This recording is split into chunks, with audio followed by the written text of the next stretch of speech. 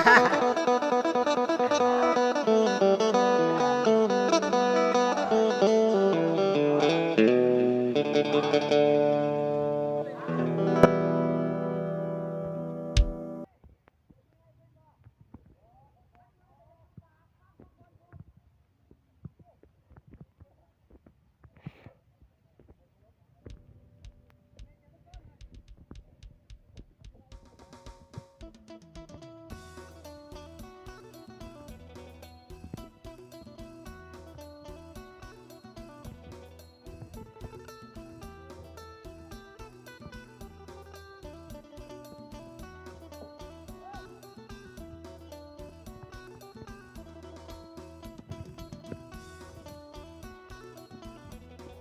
ันนี้บรรยากาศการซ้อมเรือของบ้านแก่กุเนาะเพิ่นก็แจ้งใส่งานบุญออกพรรษาที่เมืองกระบี่เป็นเจ้าภาพที่บ้านตะปีเนาะ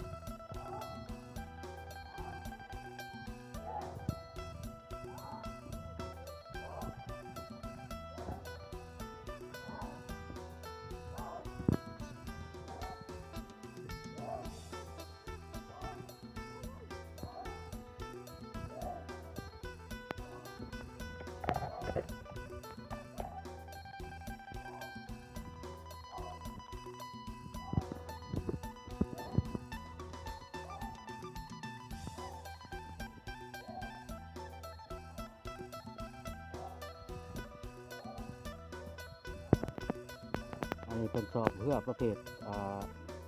การสิมาที่พ่ายเป็นประเภทตั้ง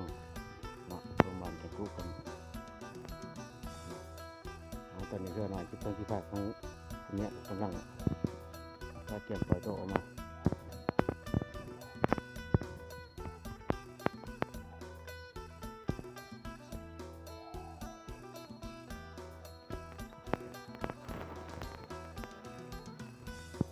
จากมาเลย